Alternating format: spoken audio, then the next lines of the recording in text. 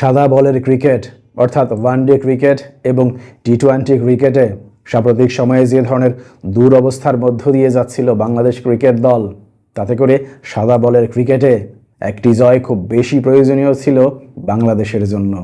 বিশেষ করে সাম্প্রতিক সময়ে যে ধরনের ভয়ঙ্কর সিচুয়েশনের মধ্য দিয়ে যাচ্ছিল টি-20 ক্রিকেট এবং ওয়ানডে ক্রিকেটে, তাতে করে একটা জয়ই কেবল পারত বাংলাদেশকে নতুন করে সাদা বলের ক্রিকেটে পুনরুজ্জীবিত করত। বিশেষ করে টানা 10 বছর ওয়ানডে ক্রিকেটে ওয়েস্ট ইন্ডিজের বিপক্ষে অপরাজিত থাকার পর ঠিক এই সিরিজেই কিন্তু ওয়েস্ট ইন্ডিজের বিপক্ষে 3-0 ব্যবধানে রীতিমতো ধবল ধোলাই হয়েছিল বাংলাদেশ।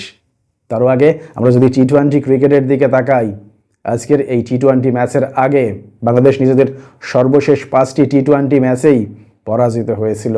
অর্থাৎ পরাজয়ের বৃত্তে বেশ ভালোভাবেই আবদ্ধ ছিল বাংলাদেশ, যে কারণে শঙ্কা ছিল, ভয় ছিল বাংলাদেশ কি পারবে 3 ম্যাচের টি-20 সিরিজের প্রথম ম্যাচেই ওয়েস্ট ইন্ডিজে পরাজিত করার মধ্য দিয়ে 3 ম্যাচের এই সিরিজে 1-0 ব্যবধানে এগিয়ে যেতে। অবশেষে সকল শঙ্কার কালো মেঘ দূরে ঠেলে দিয়ে বাংলাদেশ ঠিকই জয়ী হয়েছে এবং এই জয়ের মধ্য দিয়ে আমাদের জাতীয় জীবনের বিজয় দিবসকে আরও বেশি আনন্দদায়ক করেছে বাংলাদেশ ক্রিকেট। আমরা যদি আজকের ঘটনাবহুল এই ম্যাচের দিকে তাকাই, তাহলে দেখতে পাই আজকে শুরুতেই ব্যাটিং করে বাংলাদেশ নির্ধারিত 20 ওভার শেষে 6 উইকেটের বিনিময়ে 147 রানের একটা সংগ্রহ দাঁড় করাতে সক্ষম হয়, যেখানে ব্যাট হাতে সৌম্য সরকার, জাকের আলী অনিক, মেহেদী হাসান এবং শামীম হোসেনের বেশ ভালো অবদান ছিল। বিশেষ করে শুরুর দিকে সৌম্য সরকারের ইনিংসটা বেশ ভালো ইম্প্যাক্টফুল ছিল এবং শেষ দিকে শামীম হোসেন যদি 13 বলে 27 রানের ওই দুর্দান্ত ইনিংসটা না খেলতেন, তাহলে কখনোই বোধহয় 147 রানের পুঁজি দাঁড় করাতে সক্ষম হতো না বাংলাদেশ। যদিও বাংলাদেশের এই ব্যাটিংয়ের পেছনে আপনি কিছু প্রশ্ন করতেই পারেন, কারণ 120 বলের মধ্যে বাংলাদেশ সর্বমোট 58টি ডট বল খেলেছে। আপনি যদি টি-20 ক্রিকেটে এত বেশি সংখ্যক ডট বল খেলেন, তাহলে কখনোই আপনার পক্ষে ফাইটিং স্কোর দাঁড় করানো সম্ভব হবে না। আরও মজার বিষয় কি জানেন, যে বাংলাদেশ সারা বছর বাঁহাতি স্পিন এবং ডানহাতি স্পিন খেলে অভ্যস্ত সেই বাংলাদেশ আজকে ওয়েস্ট ইন্ডিজের 2 স্পিনার আকিল হোসেন এবং রুস্টন চেইজের 48 বলের মধ্যে 29টি বলই ডট বল খেলেছে।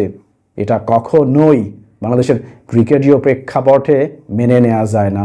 যদি এইভাবে ডট খেলতে থাকে, তাহলে কখনোই আগামী দিনগুলোতে বড় ধরনের স্কোর করা সম্ভব হবে না। পরবর্তীতে 147 রানকে ডিফেন্ড করতে যাওয়ার পর প্রথম 3 ওভারেই দুর্দান্ত একটা সূচনা পায় বাংলাদেশ, কারণ প্রথম 3 ওভারেই 3 রানের মধ্যে 2 উইকেট তুলে নিয়ে বড় ধরনের একটা ধাক্কা দেয় বাংলাদেশ দলের বোলাররা।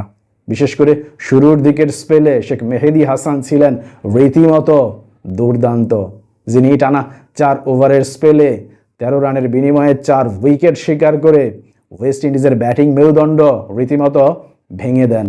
যদিও পরবর্তীতে রোমারিও শেফার্ড এবং রাভম্যান পাওয়েল দুর্দান্ত একটা পার্টনারশিপ গড়ে এই ম্যাচে খুব ভালোভাবেই আবার ফিরিয়ে নিয়ে এসেছিল স্বাগতিক ওয়েস্ট ইন্ডিজকে, কিন্তু সেখান থেকে আবারও বাংলাদেশ দলকে পথ দেখান তাসকিন আহমেদ, কারণ 18তম ওভারের প্রথম বলেই তিনি রোমারিও শেফার্ডকে আউট করে ব্রেক থ্রু এনে দেন এবং 18তম ওভারে 2 রান খরচায় 1 উইকেট শিকার করেন। পরবর্তীতে 19তম ওভারে দুর্দান্ত সেই বোলিংয়ের ধারা অব্যাহত রাখেন তানজিম হাসান সাকিব, যিনি 19তম ওভারে 8 রান খরচ করেন। বলে রাখা ভালো, নিজের প্রথম ওভারে বেগতিক পিটুনি খাওয়ার পরেও পরবর্তীতে দুর্দান্তভাবেই কিন্তু ফিরে এসেছিলেন তানজিম হাসান সাকিব এবং 20তম ওভারে পুরো ক্রিকেট বিশ্বকেই বড় ধরনের চমক উপহার দেন হাসান মাহমুদ, যিনি 20তম ওভারে 2 রানের বিনিময়ে 2 উইকেট শিকার করেন, যেখানে ছিল ওয়েস্ট ইন্ডিজের দলনায়ক রাভম্যান পাওয়েলের উইকেটও। এবং শেষ পর্যন্ত তার এমন দুর্দান্ত বোলিংয়ের ওপর ভর করে বাংলাদেশ 7 রানের একটা দুর্দান্ত জয়ের দেখা পায়।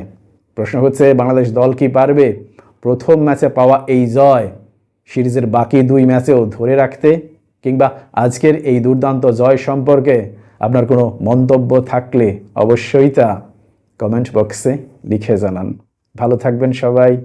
আল্লাহ হাফিজ।